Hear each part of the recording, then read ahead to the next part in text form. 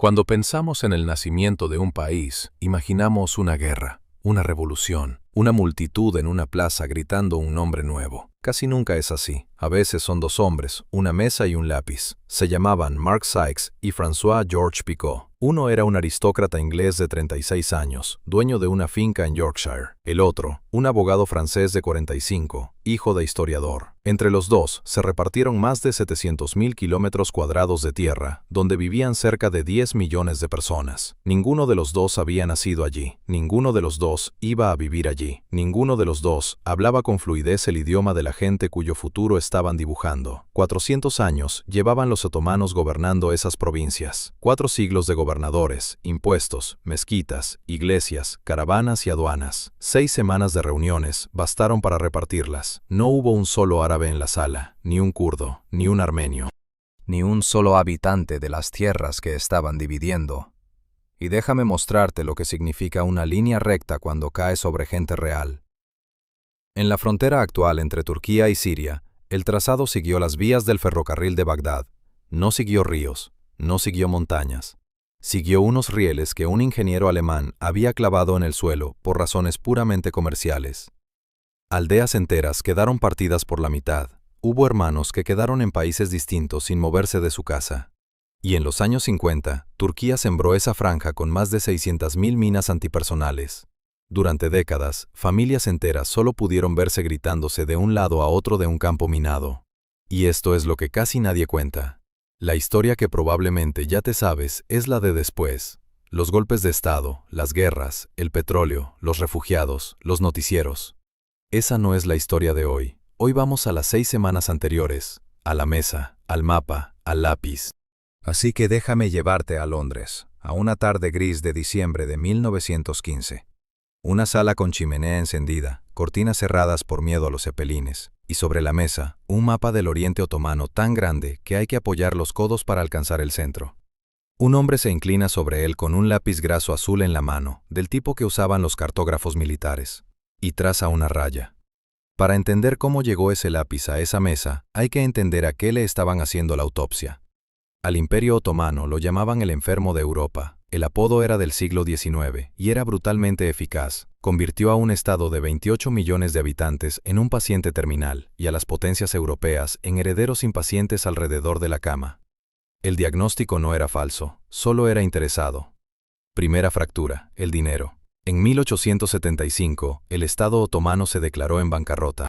6 años después, sus acreedores europeos crearon la Administración de la Deuda Pública Otomana. Era un organismo extranjero, con sus propios funcionarios, que cobraba directamente impuestos otomanos, la sal, el tabaco, la seda, la pesca, para pagar a los tenedores de bonos de París y de Londres. Llegó a tener más empleados que el Ministerio de Hacienda del propio imperio. Un país donde los extranjeros cobran los impuestos ya no decide del todo su destino. Segunda fractura, el territorio. Entre 1878 y 1913, el imperio perdió Bosnia, Bulgaria, Chipre, Egipto en la práctica, Túnez, Libia, Creta y casi todos los Balcanes. En las guerras balcánicas perdió el 83% de sus tierras europeas en menos de un año. Cientos de miles de refugiados musulmanes llegaron a Anatolia con lo opuesto. Tercera fractura, la política. En 1908, un movimiento de oficiales conocido como los Jóvenes Turcos forzó el regreso de la Constitución. 5 años más tarde, 3 de ellos dieron un golpe y se quedaron con el poder real. Uno de esos 3 se llamaba Cemal Pachá. Recuerda su nombre porque va a reaparecer con una soga en la mano. Y aquí la historia da su giro más peligroso. En noviembre de 1914, el imperio entró en la Primera Guerra Mundial del lado de Alemania. La decisión la tomó un puñado de hombres y le costó al imperio su existencia. Un detalle que casi nunca se cuenta: el imperio no se estaba desmoronando en el campo de batalla. En 1915, los otomanos rechazaron el mayor desembarco anfibio de la historia hasta ese momento en Galípoli. Los aliados dejaron allí más de 40.000 muertos y se retiraron. Un año después, un ejército británico entero se rindió en Kut, en Mesopotamia. Unos 13.000 hombres, la peor capitulación británica del siglo. Piénsalo un momento. Cuando Sykes y Picot se sentaron a repartir Mesopotamia, los británicos ni siquiera controlaban Mesopotamia. Estaban perdiendo allí. Repartieron una casa a la que todavía no habían entrado. Y en ese mismo año, 1915, el gobierno otomano ordenó la deportación y el exterminio de gran parte de su población armenia. Se calcula que murieron entre 800.000 y 1,5 millones de personas. La mayoría de los historiadores y más de 30 estados lo califican hoy de genocidio. El gobierno turco lo rechaza. No es el tema de este video, pero contar el reparto de Oriente Medio sin nombrarlo sería deshonesto. Ahora, ¿por qué Londres y París tenían tanta prisa? Por Rusia. En marzo de 1915, los aliados firmaron en secreto el Acuerdo de Constantinopla. Si ganaban la guerra, Rusia se quedaba con Estambul y los estrechos, un objetivo que los zares perseguían desde hacía 2 siglos. En el momento en que Rusia cobró por adelantado, Francia y Gran Bretaña entendieron que ellos también tenían que poner su nombre sobre el mapa, y rápido. Londres montó un comité para decidir qué quería. Se llamó Comité de Bunsen y presentó sus conclusiones en junio de 1915. Entre sus miembros había un diputado conservador joven, hiperactivo, que había recorrido el Oriente Otomano de muchacho y había escrito libros de viaje sobre ello, Mark Sykes. Sir Tatton Benvenuto Mark Sykes, sexto baronet, nacido el 16 de marzo de 1879. Hijo único de un padre excéntrico que se obsesionó con restaurar iglesias y con no comer nada que no fuera pudín de arroz. De niño lo llevaron por Egipto, por Palestina, por Anatolia. A los 20 años ya había cruzado a caballo regiones que en Londres no sabían ni pronunciar. Era encantador, era rapidísimo. Dibujaba caricaturas brillantes de sus colegas y hacía imitaciones que dejaban a la mesa llorando de risa. Y tenía una debilidad fatal para el trabajo que le tocó. Hablaba de los pueblos de la región en bloques. Los árabes eran una cosa, los kurdos otra, los armenios otra. Categorías limpias, como colores en un mapa. Enfrente iba a tener a un hombre que era exactamente su opuesto de carácter. François Georges Picot, nacido en París el 21 de diciembre de 1870, abogado del Tribunal de Apelación a los 23 años, diplomático a los 25, Copenhague, Pekín y finalmente el puesto que lo marcó, cónsul general de Francia en Beirut. Picot no improvisaba. Picot creía en una idea heredada, casi religiosa, que Francia tenía un derecho histórico sobre Siria y el Líbano. Un derecho que se remontaba, según él, a las cruzadas y a los tratados con los maronitas. Cuando decía Siria, no estaba negociando. Estaba reclamando algo que ya consideraba suyo.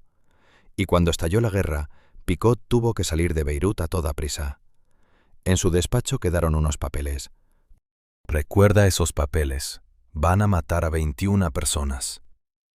El 23 de noviembre de 1915, Sykes y Picot se sentaron por primera vez a negociar en Londres. Las primeras reuniones fueron un choque frontal. Picot exigía toda Siria, incluido el interior, Damasco, Homs, Hama, Alepo. Sykes le respondía que Gran Bretaña ya tenía compromisos con los árabes. Picot contestaba que esos compromisos no eran problema de Francia. Se levantaron sin acuerdo. Volvieron. Se levantaron otra vez. Y entonces pasó algo que lo cambió todo. Los dos entendieron que no estaban negociando entre ellos. Estaban negociando contra el reloj de la guerra. Si los otomanos caían antes de que hubiera un papel firmado, cada ejército se quedaría con lo que pudiera ocupar. Y en el terreno, los británicos tenían muchos más soldados. Picot cedió en la forma para ganar en el fondo. Sykes cedió en el interior para quedarse con el sur y con el petróleo. Y ahora el plano que define este video.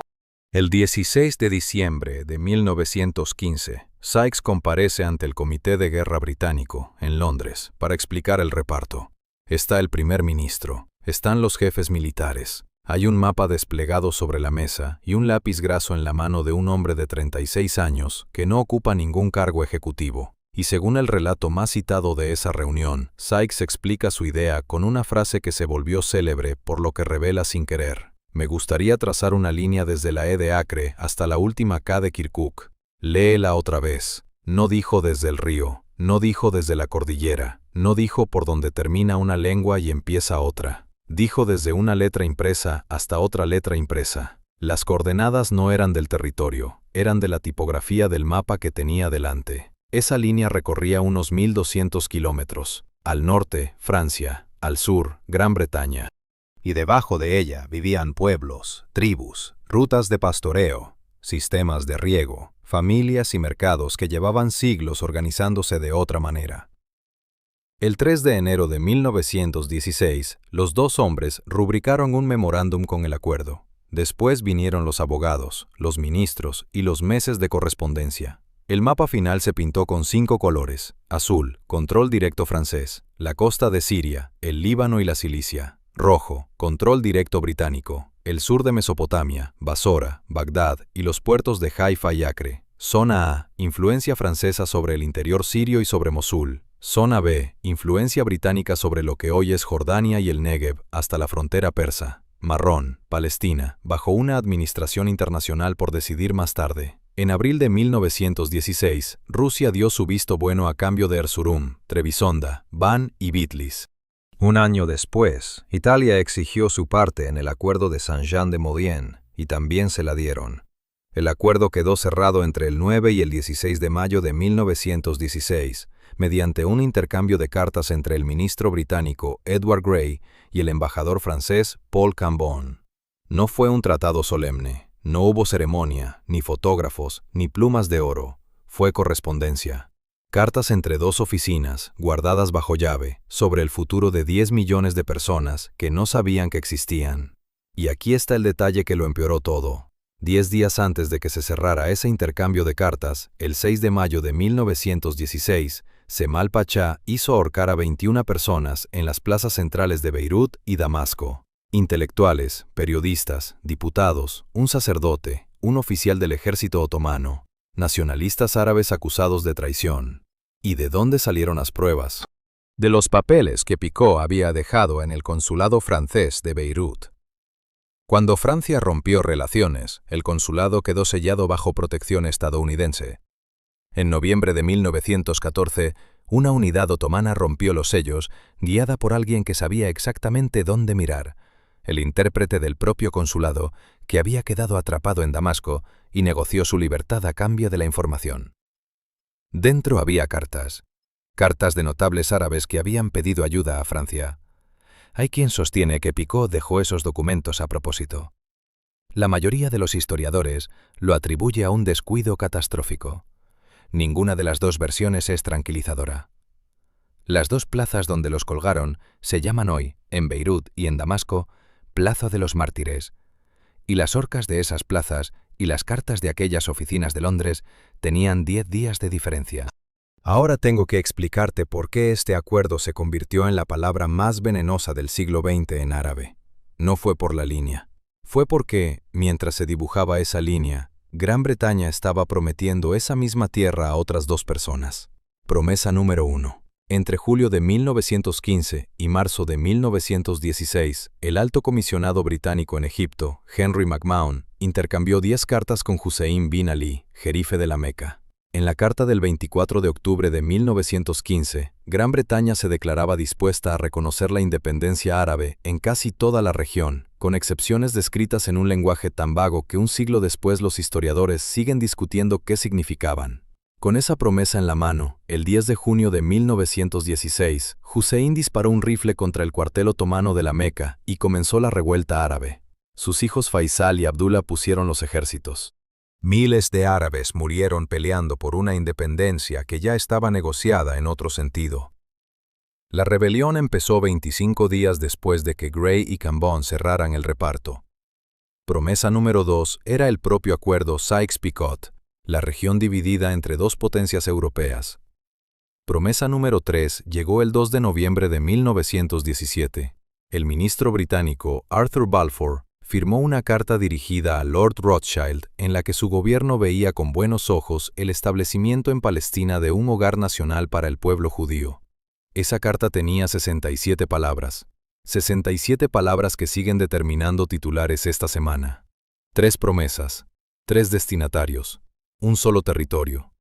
Y todo habría seguido en secreto de no ser por lo que ocurrió 21 días después. El 23 de noviembre de 1917, los bolcheviques, recién llegados al poder en Rusia, abrieron los archivos del Ministerio de Exteriores zarista y publicaron los tratados secretos de los aliados.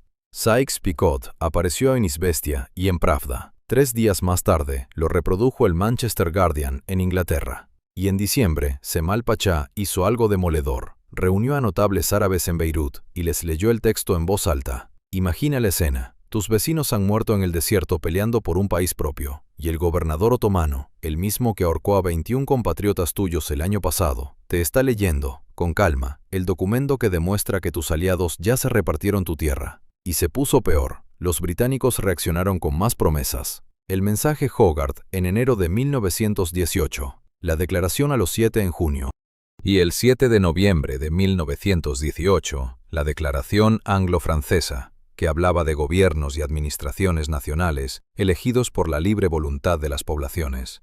Se leyó en las plazas, se colgó en las paredes, la gente lloró de alegría en Damasco. En 1919 hubo, además, un intento real y honesto de preguntar. El presidente estadounidense Wilson envió a la región la comisión King Crane. Sus miembros recorrieron ciudades y aldeas, recogieron peticiones y entrevistaron a cientos de personas. Sus conclusiones fueron claras. La población quería un Estado sirio unido e independiente y rechazaba en su gran mayoría el mandato francés. El informe se entregó en agosto de 1919 y se guardó en un cajón. No se publicó hasta 1922, cuando ya no servía para nada. Es la única vez que alguien le preguntó a la gente. La respuesta se archivó durante 3 años. Ahora, la traición mayor, la que decidió el mapa que ves hoy. En diciembre de 1918, el primer ministro británico Lloyd George se reunió en Londres con el francés Georges Clemenceau. Según el relato de los propios británicos, Clemenceau le preguntó qué quería. Lloyd George pidió 2 cosas, Mosul y Palestina. Clemenceau dijo que sí. Mosul estaba en la zona francesa del acuerdo de 1916. Debajo de Mosul había petróleo. Francia lo entregó a cambio de 1/4 parte de las acciones de la compañía petrolera y de apoyo británico en Siria. 2 años y medio de negociaciones, mapas y colores, y la provincia más disputada cambió de dueño en una conversación de sobremesa. Después vino San Remo. Del 19 al 26 de abril de 1920, en un hotel de la costa italiana, las potencias repartieron formalmente los mandatos. Siria y el Líbano para Francia, Mesopotamia y Palestina para Gran Bretaña. Mientras tanto, en Damasco, un congreso sirio ya había proclamado rey a Faisal el 8 de marzo de 1920. Tenía gobierno, bandera, himno y ministros. Duró 4 meses y 16 días. Francia envió un ultimátum. Faisal, sin ejército, aceptó casi todas las condiciones. El general Henri Gouraud avanzó igual. El 24 de julio de 1920, en el paso de Maysalun, a unos 20 kilómetros de Damasco, unos 3.000 sirios, parte de ellos voluntarios sin instrucción militar, se enfrentaron a una fuerza francesa con artillería moderna, tanques y aviación. La batalla duró unas horas.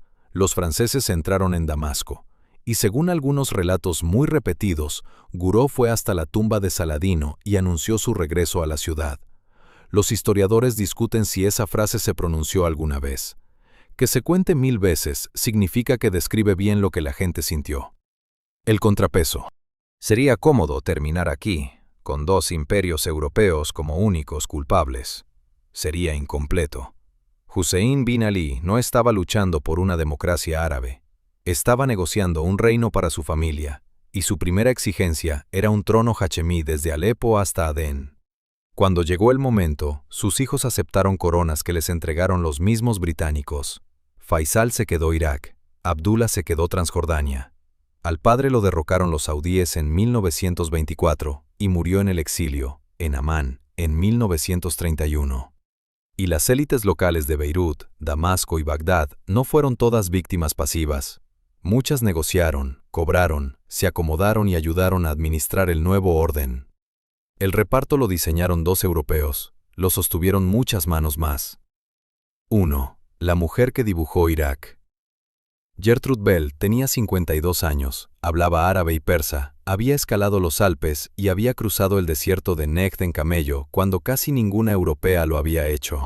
En marzo de 1921, en la conferencia de El Cairo, 40 expertos se reunieron durante 10 días para decidir el futuro de Mesopotamia y Transjordania. En la foto famosa frente a la Esfinge, hay una sola mujer entre los delegados. Es ella.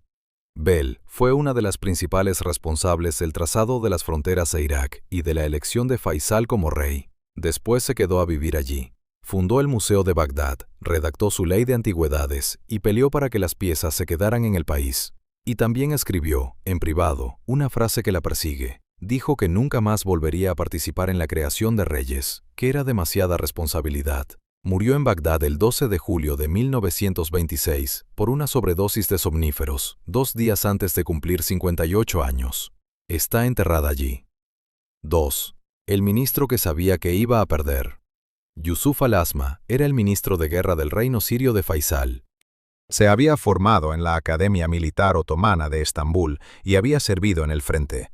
Es decir, sabía perfectamente qué le pasa a 3.000 hombres mal armados frente a una división europea con aviación. Faisal había aceptado el ultimátum francés. Al-Asma salió igual, con lo que tenía, hacia Maysalun. Dijo, según sus compañeros, que no podía permitir que la historia registrara que los franceses entraron en Damasco sin que nadie disparara un tiro. Murió allí el 24 de julio de 1920. Hoy hay una plaza con su nombre en el centro de Damasco, y su estatua sigue en pie, mientras a su alrededor caían todas las demás. 3. El hipo de Churchill. Mira el mapa de Jordania. En la frontera oriental hay un zigzag inexplicable, un ángulo que se sale del trazo recto. La leyenda dice que Winston Churchill lo dibujó él mismo después de un almuerzo demasiado largo en el Cairo, en 1921, y que el temblor de la mano quedó en el mapa. La llaman el hipo de Churchill o el estornudo de Winston. Los historiadores serios lo desmienten.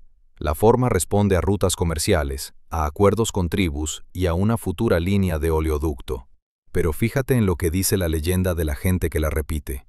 Millones de personas encuentran perfectamente creíble que su frontera nacional exista por culpa del pulso de un inglés borracho. Esa credibilidad se la ganaron ellos solos. 4. La provincia que Francia regaló. En 1939, con Hitler avanzando en Europa, Francia quiso asegurarse la neutralidad de Turquía, así que entregó una provincia. El Sanjacado de Alejandreta, hoy Hatay, pertenecía al mandato francés de Siria. Se organizó una consulta con un censo que las autoridades francesas y turcas manipularon. Se trasladaron votantes desde Turquía para inclinar la balanza. La asamblea resultante votó la unión con Turquía. Miles de armenios y árabes alawíes salieron de allí para siempre. Nadie preguntó a Damasco. 87 años después, los mapas oficiales sirios siguen imprimiendo Hatay dentro de Siria. 5. La nación que se borró entre 2 tratados. El 10 de agosto de 1920, el Tratado de Sèvres contemplaba una autonomía kurda y la posibilidad de una independencia posterior. Estaba escrito, estaba firmado, nunca entró en vigor. Atatürk ganó la guerra de independencia turca y las potencias volvieron a la mesa. El 24 de julio de 1923, el Tratado de Lausana sustituyó al anterior. La palabra Kurdistán desapareció del texto. Entre uno y otro tratado hay 3 años. En esos 3 años, un pueblo de decenas de millones de personas pasó de tener un estado prometido a no aparecer en ningún documento. Hoy hay entre 35 y 40 millones de kurdos repartidos entre Turquía, Irán, Irak y Siria. Es la nación sin estado más numerosa del planeta. 6. ¿Qué fue de los 2 hombres del lápiz? Mark Sykes cambió de opinión. Es lo más humano que hizo. Hacia 1918 ya había visto de cerca lo que había firmado y trabajaba para revisar el acuerdo que llevaba su nombre. No le dio tiempo. Viajó a Siria en misión oficial y enfermó. Durante 30 días no pudo retener alimento sólido y sobrevivió a base de leche condensada. Aún así, siguió hasta París para presentar su informe en la Conferencia de Paz. Allí lo alcanzó la gripe de 1918. Murió en un hotel de París el 16 de febrero de 1919, un día antes de cumplir 40 años. Lo enterraron en la iglesia de su finca de Yorkshire, en un ataúd forrado de plomo. Y 89 años más tarde, el 8 de septiembre de 2008, con permiso de sus descendientes, un equipo dirigido por el virólogo John Oxford abrió esa tumba. Buscaban tejido conservado del virus de 1918 para estudiar pandemias futuras. El plomo estaba perforado, pero pudieron tomar muestras. El hombre que dibujó la línea terminó siendo material de laboratorio para prevenir una pandemia moderna. Picot, en cambio, tuvo la vida larga y tranquila que su compañero no tuvo. Alto comisionado en Palestina y Siria, ministro plenipotenciario, embajador en Argentina. Murió en su cama, en París, el 20 de junio de 1951, a los 80 años, mientras Siria vivía su tercer golpe de Estado en menos de 2 años. Y su apellido siguió circulando por el poder francés. Un sobrino suyo llegó a presidir la Compañía del Canal de Suez, la empresa cuya nacionalización desató la crisis de 1956. Y un sobrino nieto suyo, Valéry Giscard d'Estaing, fue presidente de la República Francesa entre 1974 y 1981. Uno de los dos hombres del mapa acabó exhumado por científicos. La familia del otro acabó en el Elíseo.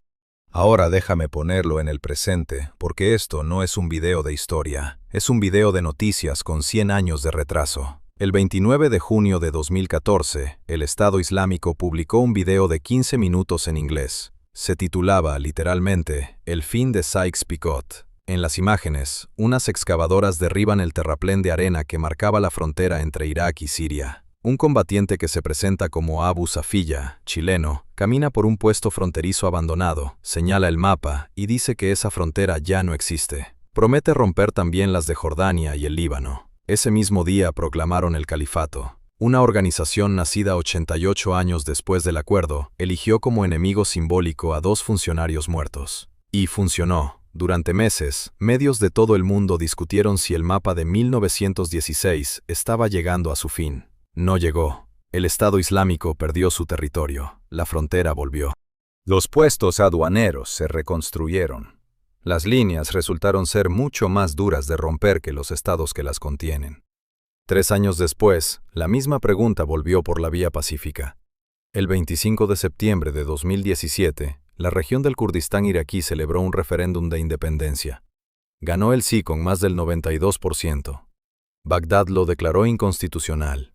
Turquía e Irán cerraron filas. El 16 de octubre, 3 semanas después de la votación, las fuerzas iraquíes recuperaron Kirkuk, la ciudad de la última K de la frase de Sykes, casi sin combate. Un referéndum aplastante, anulado en 21 días. En el Líbano, la aritmética del mandato francés sigue viva. El sistema de reparto de cargos por confesión religiosa nació con Francia y sigue funcionando. Y hay un dato que resume el país entero. El último censo oficial libanés es de 1932. 94 años sin contar a la población, porque contar significaría admitir que las proporciones del reparto ya no existen. Y ahora Siria, que es donde esta historia está más viva que nunca. El 8 de diciembre de 2024 cayó el régimen de Bashar al-Assad, después de 53 años de gobierno familiar. Ahmed al-Sharaa asumió como presidente interino. Desde entonces, la pregunta que domina el país es exactamente la misma que Sykes y Picot creyeron resolver con colores. ¿Quién gobierna el noreste? El 10 de marzo de 2025, Damasco y las fuerzas democráticas sirias, de mayoría kurda, firmaron un acuerdo de integración. No se aplicó. En enero de 2026 hubo combates y el gobierno recuperó amplias zonas, incluidas las de los campos petrolíferos.